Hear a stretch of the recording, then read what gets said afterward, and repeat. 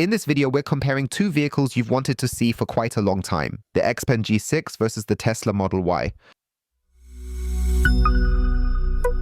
And with that being said, hey and welcome to this exciting new video here at Journos, where we're diving into a detailed comparison of two vehicles that couldn't be more similar.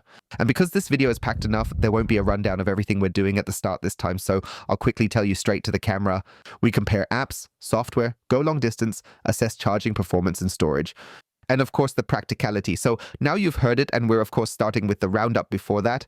You should definitely subscribe to this channel. It doesn't cost you anything, but helps me a lot in my work, because that's the only way videos like this are possible, and I can show you the latest electric cars. The two models couldn't be more comparable. 4.75 meters in length, 1.92 meters in width, and only a small height difference of 1.65 meters for the XPeng compared to 1.62 meters for the Tesla Model Y. So, a difference of 2.5 centimeters. The range for the XPeng stands at 570 kilometers, whereas the rear-wheel drive version of the Tesla Model Y would extend to a distance of 600. In this case, we have the all-wheel drive model, which comes in at 550 kilometers. That's an important point to note, and we'll explore this aspect further later in the video. The XPeng comes with full LED headlights, just like the Tesla. However, unlike the XPeng, the Tesla has matrix functions, which work really well. The XPeng is outfitted with an automatic dimming system, which could definitely benefit from being somewhat more dynamic. The XPeng is sitting on 20-inch rims and the Tesla on 19 inches, however the Tesla doesn't have the aero covers on. Don't ask me why Tesla chooses not to include them during the winter tests. For one thing, it doesn't look particularly stylish, and it also obviously results in a shortened range. At the rear, it becomes quite noticeable that XPeng has chosen a more rounded design strategy and has ingeniously attempted to make it appear wider by utilizing these particular lines. With the Tesla, you will notice a few more edges compared to other models. As always, I won't delve into too many nuances because design is inherently subjective and you can freely make up your own minds about it. The Tesla comes with about 77 Kilowattstunden battery capacity and the XPeng with 87,5, so a significantly larger battery in the XPeng. We're going to see what this means for range very soon. However, before diving into that, let's take a detailed look at the trunks. In nominal terms, the XPeng comes to 771 liters and the Tesla to 854. That's a significant difference, and when you look at it in measurements here, it's not that huge of a difference. So if I get this displayed here once more, then the Tesla is genuinely a bit flatter in terms of height, at least if you consider this particular edge. Only in length does it stand out against the XPeng. Overall, however, you have more variability. Both can adjust the backseat rest, at least in terms of angle, so you can extract a little more from the trunk space, or alternatively, enhance the comfort in the second row of seats quite effectively. Both have a nearly coupe-like slope in their design, meaning you don't have the advantage of a boxy rear-end layout, which makes loading items in an incredibly efficient manner feasible. A notable distinction with the Tesla is that the version displayed here is indeed the brand new optional 7-seater option. We'll test those thoroughly for you as well, just to mention it here. The XPeng offers significantly less space in the lower area In comparison to the Tesla Model Y, the trunk is noticeably deeper in the lower section and much better shaped, offering a more practical and spacious storage solution overall. In the XPeng, my NRGkick, my mobile charging solution, fits in only relatively snugly and distributed with the adapters. In the Tesla, the bag fits in quite comfortably, even though it's not necessarily very space efficient. But you can clearly see how much space there actually is in the lower area. A carry-on suitcase fits in easily, and the Tesla features a front trunk, also known as a Frunk, offering 117 liters of storage space, which easily accommodates the NRGkick bag.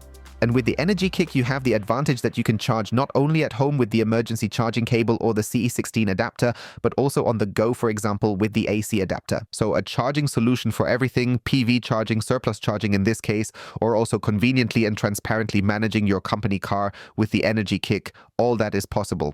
I've now always got the 10-meter cable version with me, so I save the regular charging cable and have a backup solution. Check out below the video and save 5%, and now we'll take a look at the interior. Although there were at least design differences on the exterior, the interior is hardly distinguishable at all. Indeed, while there are always small design nuances to consider, the arrangement featuring a large central display, a noticeable steering wheel, and a tall center console is practically identical in both cases. Only the dashboard, that is the E-panel, is significantly lower in the Tesla. It also contributes to that seating position where you always sit a bit elevated. However, the cars look extremely similar. Two round instruments on the steering wheel for making adjustments. And then also relatively nicely integrated seating sense. I quite like both of them. It's crucial to note that the XPeng does leave a notably stronger impression overall. With Tesla, it's primarily a blend of materials. In contrast, the Chinese model utilizes a variety of different materials. For example, the plastic element around the headrest, or even this velour in the upper area. In return, the Tesla has higher quality interior door panels. With this wood, it makes a bit more of an impression in my opinion. And the center console is also more coherent. With the XPeng, you get up to 50 watts of charging power. Similarities also exist, for example, with the button for opening the door, even if they are positioned differently. However, it's quite evident to see where XPeng has drawn its particular inspiration from, and also, transparency-wise, many other Chinese cars do this, but the XPeng has an additional driver info display with poor viewing angles. Both vehicles come standard with a nice large glass panoramic roof, and the XPeng even has grab handles, which some people out there will appreciate. In the second row, there's ample space, whether it's in the XPeng or the Model Y. With the 7-seater version, the Tesla even offers a sliding rear bench, which the XPeng does not have. Just like with the Model Y, there are additionally also the adjustable rear seatbacks provided. The distance between the front and rear seat rows is significantly greater in the XPeng, which shows that the trunk is probably smaller as a result and provides a bit more comfort in the second row. Both cars offer more than enough space to stow child seats, with ISOFIX mounts available on the outer seats, though unfortunately not on the front passenger seats. That's identical in both models here in the test. After covering the interior, we now move on to the driving experience and discuss how the car performs in everyday use. What do the dampers do? How's the recuperation? We'll cover that now. But first, be sure to subscribe to the channel. Costs you nothing, but really helps my work. Don't worry, we'll discuss the software and later test the 130 km/h consumption. So it's definitely worth staying tuned. We start here in the Tesla, shift into reverse, and observe a high-quality rear-view camera and side cameras that you can choose to display or hide based on your preference. There's no top-down view provided here, however you can choose to display it in a 360-degree image format. And since several updates recently, it's now also possible to see spacings here again. And with the upgraded package, you can also have the car automatically park itself out. We're doing this a bit like a ping-pong game, that's why now directly in the XPeng, and when I put it in reverse, the rear view camera and a nice top-down view come up immediately. What I also find strange is that I can't change anything here now. When I press the star button, which I've personally assigned to the 360-degree camera to close it once, then I get different views here. That means I can, for example, display the whole thing in the 3D view here from all angles or pre-configured ones. But I can also do these normal curb views. However, as soon as I put it in reverse, only that view comes up. It's a bit of a shame, but for some parking situations, it's really nice. Having the option to switch to a different perspective with 360 degrees and a transparent floor, I find very practical. In everyday life, you really benefit from true one-pedal driving in a Tesla. Essentially, this means I can simply lift off the accelerator and smoothly come to a complete stop. Even if the battery is quite full, I am able to recuperate all the way to a stop. And that essentially means that in everyday driving situations, I can manage fine without using the brakes. I can also adjust the whole thing. So here in dynamics, I can set it so that it doesn't hold but only creeps or rolls. For me personally, coming to a complete stop is the most comfortable. In the G6, there's something called the X pedal, probably inspired by XPeng. When I go into the driving settings section here, I have the option to display it and make the switch to the X pedal. Then the deceleration is the highest the car can achieve. Unfortunately, it never brings the car to a complete stop, which I find really unfortunate because the deceleration itself would be sufficiently strong for using it right there. Plus, you can also see the bend view or this camera feature in the XPeng and earlier in the Tesla. I think it would be really cool if this X pedal could actually come to a stop. There are different driving modes available here. Now let's talk about the country road and the suspension. And I really have to say that Tesla has come a long way. I recall the very first suspensions which felt somewhat too soft and could sometimes bounce around. This is definitely better here and it makes the drive much more enjoyable, whether you're driving on winding country roads or whether the underbodies just aren't as effective. The driving feels good though, and you have it all under control. You can shift a bit more sportily and also have it in a normal mode. Here in dynamic, you can do the same as with the acceleration. There are two different modes available, but they're definitely more than sufficient. And at this point, I can choose to either overtake a tractor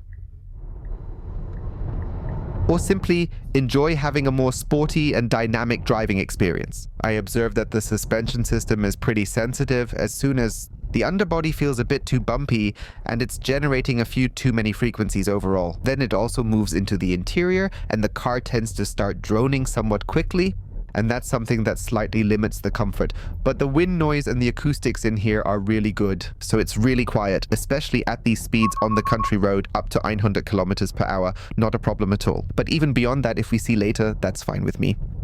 The same applies to the XPeng, and I have to mention that I find this suspension noticeably more comfortable, but not so comfortable that I would say it's overly mushy or something like that. No, I genuinely find it to be very well differentiated, almost like a blend of sporty and comfortable. I genuinely like that, and it handles the bumps here significantly better. And also, to get ahead of it, those slight vibrations I criticized in the Tesla earlier are almost non-existent here, and that feature genuinely works exceptionally well. Very good. The warning sounds you hear can always be turned off at the start of the drive by simply clicking. The assistance systems are okay, the sign recognition is not quite at the level I would want. However, the driving behavior is really good. The steering is now almost a bit too soft, but I can also, as I showed earlier, go in here and, for example, in sport mode, the steering is then also automatically set to sporty. Well, not much changes there, and while we're already playing around with the software, I would say let's first get to that and the smartphone apps before we then reach the highway. And even though I announced all this now in the XPeng, we must begin our journey in the Tesla first to eventually see where they essentially looked at ways to innovate software development, because the analogy here is very, very similar. In the Tesla, there's this app menu, and on the left side, the various vehicle settings. Additionally, because there's only that one display, the car is always present on the left during the drive to show the assistance systems and when stationary. Then, for example, to open the trunk. Additionally, there are various streaming services. You have the ability to use Spotify, Netflix, or even YouTube directly within the car itself. This really sweetens the charging break just as much as the different gaming options available to you. The navigation features, for instance, are notably more useful. Tesla counts on its extensive and well-developed supercharger network for these purposes. Exclusively on this, at least when it comes to route planning as such. This operates quite reliably, and you'll receive all the required charging stops for a route through Germany here. With the latest update, you can now set the state of charge at the destination. The climate control, typical for Tesla, is adjusted via the display using different actuators to configure everything, including the settings for the front and rear. Let's move on to XPeng, where you have the option to also pull up this special view on the center screen, which we have already closely observed with Tesla. But I never used it because I have a simple info display, so I don't really need it. Inside the app grid, you'll find a vehicle overview section that allows you to adjust and fully customize a wide range of settings. Honestly, this specific view alone appears to have been copied, yet in contrast to Tesla, you do have the capability for wireless Apple CarPlay and Android Auto here. I find that very, very good, because if this software isn't quite at the level you'd like, as we've seen with many other Chinese models, the smartphone-based systems make good use of it. In terms of display size, both Spotify and YouTube are smoothly integrated into the car system, much like they are in vehicles from Tesla, and that's just cool because you can really make good use of it during charging stops. The target input, as always, real-time in these comparisons, so you also get a time for it. Once you enter Hamburg, the route is generated, then the car immediately shows you that you can't make the trip with the current charge level. Then you can also plan the charging stops additionally. I find it unfortunate that it doesn't work automatically. If you know it, then you understand how it works. Strangely, during my test period, Ionity was always the charging station. Then it was planned along the route. There seems to be some kind of filter in the background that I couldn't modify, because in the settings, you can only adjust the percentage you want to arrive at the charging station and the destination. And that's a feature I really like, because with Tesla, you're often sent to the charging station with 2%, and that's perhaps not the most reassuring thing for newcomers to electric cars. Surprisingly, the air conditioning system is also controlled via the display, and that's relatively similar in design, as it includes this division of air conditioning, seat, and steering wheel controls. Naturally, how else would you handle it, but it must be highlighted. Continuing with XPeng and the app, which is really excellent, I can use it to open the car, close it, drive it, and access all remote functions such as controlling the air conditioning or even quickly locating the vehicle.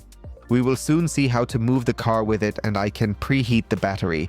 But that only works if the car is plugged into the AC charging station. For whatever reason one might do that, maybe in winter. With the remote function, you can park in and out, move the car forwards and backwards, and even though it's often seen as a gimmick, I find it quite practical when you're trying to park in a narrow spot and then you find that you can't even open the door. With the latest option, this has also been added to the Tesla, provided you have the enhanced autopilot package, because only then are the features available. The app itself can also open and close the car, drive it, and adjust the climate control. In guard mode, you can view the camera and much more, and now you can also drive the car forwards and backwards. Only parking in and out doesn't work. For a direct comparison, we've now charged both vehicles to 50%, and we're going for a highway drive, and since I can't do it alone, I've got my dear buddy and podcast partner Tarek with me. Hi. Tarek, we're going to hit the highway together now, a bit of country road, and just see what the two consume. Exactly. Tesla Model Y versus XPeng G6. I'm curious myself. This will be the first time I'm driving it at all. A detailed video on your channel?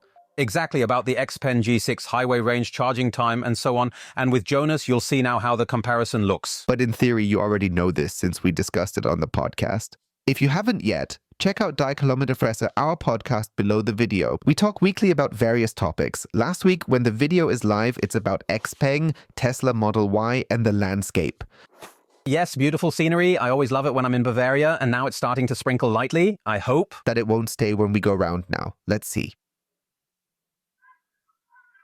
We'll start on a purely rural road section. It's a total of nearly 40 kilometers where we can drive at almost constant 100 kilometers per hour. It's unlimited here, so we're going 105 kilometers per hour to offset not always driving exactly 100 on rural roads. There are also a few speed limits around here. Then we have quite a decent value. At the end of this stage, we'll reach out to Tarek to get an update on how the current consumption levels are doing. If you just drive overland, it's really quite interesting right now that we're getting to our charging station destination with exactly 0%. I haven't consciously chosen the charging station yet, just looked at roughly where we land percentage-wise. This means we might not end up charging at the location we initially had planned. The idea of driving at just 50% is so that we don't have to cover extremely long distances uselessly, only to then extrapolate from it. And the important thing, just for your information, yes, the consumption that will later be used for preconditioning the battery, that needs to be deducted proportionally, of course. That means the actual range, when we calculate it at the end, is actually even a bit higher. We'll talk about it at the very end. Tarek, my dear, where are you? Jonas, I'm directly standing behind you and I see a Model Y in a very sleek and stylish looking silver color. You're getting smaller. Your headlights are slowly becoming a line. My cruise is set at 105 kilometers per hour. The limit is 100. How about you? Me. Realizing what... Do they mean that at 105 km/h as well? But I'm getting further away. You're drifting away slightly, but quite certainly. That means the speedometer is either wrong on my side or yours. I just went ahead and checked mine against Google Maps, and it seems like mine is fairly accurate. That means maybe we shouldn't let it drift apart now. Maybe it would be an idea for you to increase your thermomix setting and align with me, right? What do you think? I'm going to set it to 110 now. You're right about that because I've opened Google Maps on my phone, but unfortunately it's still not displaying the GPS speed. Sometimes he does that, but unfortunately with this vehicle he doesn't. All right, but that... What state of charge do you have? I have exactly 40% now. I also have exactly 40%, exactly the same as you do. Yes, the range that's being displayed. Wait, do I have to tap on it? 206 kilometers, but that can't be right. For me, dynamics, a dynamic range of 162 kilometers. Wait, I actually get a dynamic one if I check the energy usage here. It displays 169, and at this very moment, I've also got the camera continuously rolling, currently with still 2% left to reach the target, which is the charging station. It's truly getting pretty suspenseful. Whether that works out or not, but we do have another plan B in place, so exactly, and I intend to call you back very soon, Tarek, because I am quite eager to know how much you spend when we have completed that section of the highway. Go on. Later. Hello there, see you later on. But first, the autopilot on the country road, and feel free to correct me in the comments if you know better. However, as far as I'm aware, Tesla is the only manufacturer that, at one point, made it possible, granted it doesn't act like it did just here where it stopped, to conduct lane changes even on such closed highways. So, these remote highways, however, they are actually defined, where you could theoretically drive at 250. Tesla also changes lanes there. Lane change, all German systems, for example, only do it actually on highways. That's nice, especially when it's structurally separated. Then nothing can happen, and he can change lanes. And that's an advantage since the cruise control won't have to be turned off each time. And overall, the car really does a good job on country roads as well when it comes to the assistance systems. All right, let's try it again. The truck is far enough away. Signal right, turn slightly. Sure, go ahead and do that. The new software which I showed you on the long range isn't installed here yet. A tiny icon then shows up indicating continuously which direction is effectively functioning at the current moment. As a hint, I find it cool. Some more features will be added soon. Tesla routinely updates its software over time. This system does a great job of centering itself and handles curves in a smooth manner. So Tarek, now what does the consumption say? Consumption. After 55 kilometers now on the B17 is averaging 21.0 kilowatt hours. So far, I've reached a consumption of 19.3 overall. Okay, but you have to say you've got a 19-incher on it, but also an all-wheel drive car, right? Exactly, and that's really crazy. And you also have to see what percentage are you currently at. Wait, he's now dropped to 20.9. I'm at 36% state of charge with a displayed range of 150 kilometers. I'm also exactly at 36%, so we're really not giving each other any slack right now. Wait, Jonas, it just jumped to 37 because it's slightly downhill now. 1 point less than you. However, I find it quite remarkable because we genuinely have very different battery sizes and essentially entirely different drive system concepts. And yet we both end up almost exactly the same way here. Yes, and with regard to consumption, I'm really quite curious to discover what the consumption figures will have to reveal to us by the end of the day. However, let's see how it manages when we start driving at higher speeds. Derek, let's discuss the assist systems. my dear, he's not doing too badly at all. I'm pleasantly surprised because normally with Chinese manufacturers like MG, for instance, when I think of my MG4, that was already a disaster, a half disaster. But the XPeng really performs well here, even on the highway and especially on the country roads. It handled the curves quite well. I have nothing to complain about at the moment, and I've tried out the autopilot, the travel assist, and the cruise control. They work up to 150 kilometers per hour. Enough. 150, that's enough in most cases for the travel assistant. Yes, and 10 km/h more than Tesla. Really? Yep, Tesla does it well. The adaptive cruise control works up to 150 kilometers per hour, but the assisted functions, like lane keeping, only work up to a speed of 140. Exactly. However, I've noticed a bug with the XPeng. It doesn't complain or alert in any way. I can let go of the steering wheel for a whole hour and there's absolutely no warning signal, folks. Let's just keep this between us and not share it with others. I agree. Let's continuously monitor the entire situation here, with hands off the wheel the entire time. Now, here he comes, merging onto the highway. Please turn the steering wheel gently, okay? And this signifies that we lack a capacitive steering wheel, which means we actually need to manually and slightly turn the wheel ourselves at this moment. We don't have it identical to the Tesla here. It's also that you have to twist it slightly and not just resting your hand on it is enough. But I am... Topic: assistance systems. Regarding sign recognition, I can say the following. It can recognize the signs well, but it does not automatically adjust the speed dynamically. You have to do that using the dial on the left side of the steering wheel. Alright, but it's essentially the same with Tesla. Before, a simple tap was all that was needed to manage speed. You can't do that any longer because tapping has now become the function that silences the alert, which activates when you're exceeding the speed limit. Speaking of warning sounds, I can already give some feedback here. Absolutely quiet. The car doesn't bother with any beeping or anything like that. Absolutely well done. The only thing on the country road if you're driving without autopilot is that it complains as soon as you touch the line. That's right. Then it says, please put your hands on the wheel, even though your hands are already on the wheel. That's somewhat strange. However, translations aren't always completely accurate. Yeah, I think that's the case. No, but the car is really fun, so I'm pleasantly surprised by it already. And without consumption, I don't want to spoil anything here, but currently the car shows me that I'll even arrive with 4% at my destination. I don't see that specific display here, as I haven't entered a destination. I'm essentially just following along with you. However, not in the slipstream. We have plenty of distance, folks, before some start complaining here. And in any case, you're not exactly a moving wardrobe, so it's all quite fitting and fine. Tarek, I've got 10% left. How about you? I have 11% left, my dear, an entire 11%. And that is precisely where the XPeng really takes advantage, especially when it comes to having a larger battery. I am so excited to see what we get later when we charge it now. Then we can check both at 50% to see how much we've recharged, so the viewers finally get an actual charging value. And consumption. Yes. Again, you probably already talked about it, but concerning the battery preconditioning, it's really all about the battery preconditioning.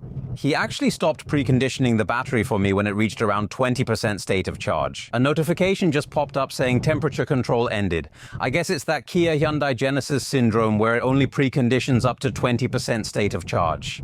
That's why I'm even more curious to see how things unfold at the charging station, because we still had about 35 kilometers to travel and it's a rather chilly 4 degrees outside.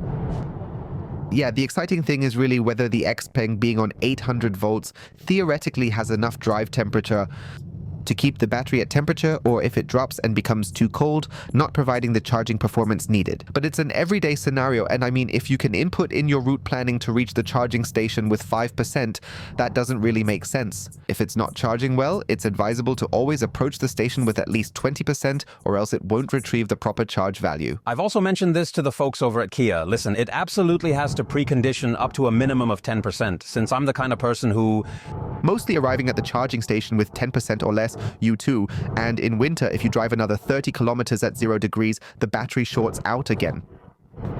Yeah, and especially consider how big the batteries have become in the meantime. I mean, like in the XPeng with almost 90 kilowatt hours, that means you still have 20%, that's 18 kilowatt hours of battery, how much you're essentially giving away.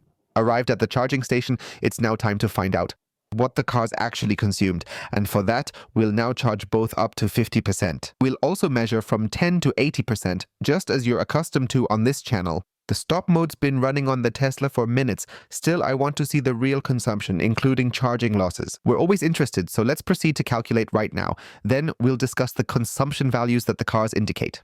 That's that for now. The Tesla arrived with 4% and the XPeng with 6%. And those are really good values. We've now driven almost 160 kilometers, but let's see what the consumption says.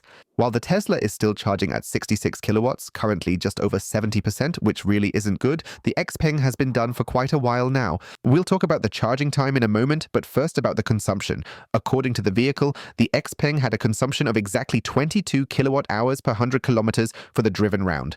The Tesla reported 21.8 kilowatt hours per 100 kilometers via the navigation or onboard computer. Both are very good values, both very close to each other, and that even though the Tesla is an all-wheel drive, I find very interesting. Certainly the XPeng has an extra inch of tire size, and interestingly the Tesla does not have those aero caps installed. I'd always go for new aero wheels on Teslas. You know the drill. Especially since those silver ones were included too. Not so nice with winter rims. It's just not installed here. And the important thing that interests you at this point is, what is the value? Adjusted for charging losses. We're quite a bit higher there, with the XPeng at 25.4 kilowatt hours and the Tesla at 25.1 kilowatt hours. Both options are still quite alright, but that's essentially what you'll end up paying for the entire journey. Means you have to calculate the amount you pay per kilowatt hour to realistically know what 100 kilometers cost you, what the covered distance costs you. And that's often what you guys write in the comments. 12 minutes after the XPeng, the Tesla has now also made it and is standing at 80%. But what does it actually imply? The XPeng needed almost 22 full minutes, specifically 21 minutes and 15 seconds. The Tesla took more than 33 minutes, which I personally believe is already quite a lot. And at some point, Tesla could have opted to perhaps install more efficient or more powerful battery systems that would also demonstrate enhanced performance when they are connected to a charging station. Because if a vehicle in the year 2024, like the rear-wheel drive one, which also comes with an electric battery, is released, then I feel the charging time is too lengthy. Of course, we're still going to talk about how long it takes to charge at a Tesla station, because it's rare to use a non-Tesla charger with a Tesla, if only because of the route planning. And that's why it's only fair to include both values. Even though the peak charging speed at Tesla is a bit higher, the total charging time was just as long as at Ionity. That means 10 to 80% in about 33 minutes. Sometimes fluctuated, it was around 32.5, but it also went up to approximately 33. Additionally, the charging peak of 250 kilowatts occurs at 5% state of charge. That means this 1080 comparison doesn't help you at all, and the car stays a bit above, so it has a higher peak than at Ionity. The overall performance is almost identical, and that shows that nowadays you don't necessarily have to charge at Tesla when it comes to charging performance. Let's now move to a conclusion. It has to be noted that the XPeng truly demonstrates quite a lot to Tesla. where one might be in terms of technology if further progress had continued, because battery performance has actually remained stagnant at a point where we were already 4 years ago. And I find that very unfortunate and also difficult. When you see that a XPeng, as a Chinese manufacturer, comes with 800 volts, is cheaper and then just clearly better, especially when it comes to charging performance, markedly outperforming Tesla, then Tesla really needs to respond with the Juniper, which has been announced for next year. At the same time, it must be said that the Tesla with a smaller battery and all-wheel drive theoretically reaches the same distance as the XPeng. And that's a point where many say, sure, but the Tesla is more efficient. And there's also the long-range version with a rear motor. I was able to test it for you. I'll link it up there. It was a separate video. It has about 10 to 15% less consumption than the all-wheel drive version. And then you just go further with the Tesla, even though you have a smaller battery than the XPeng. Sure. In terms of charging power, theoretically, you'll get farther with charging stops with the XPeng. You are all familiar with how the game operates out there, but just to talk about it here with you and convey it in a clear and transparent manner. With convenience in mind, 7 seats and added storage, the Tesla is definitely your preferred choice. For those who care most about the price, theoretically, the Tesla is no longer the most attractive car. Instead, the XPeng should be. I'm really excited to see what you'll write in the comments. This test here. It was one of the most frequently requested lately. That's why I intentionally kept it quite brief at the start of the video. I invited Tarek. We put a lot of effort into this. I'm very keen to hear what you think. Please write it in the comments. Feel free to subscribe to my channel down below and to Tarek's channel up above. And here you can find my latest long-distance test.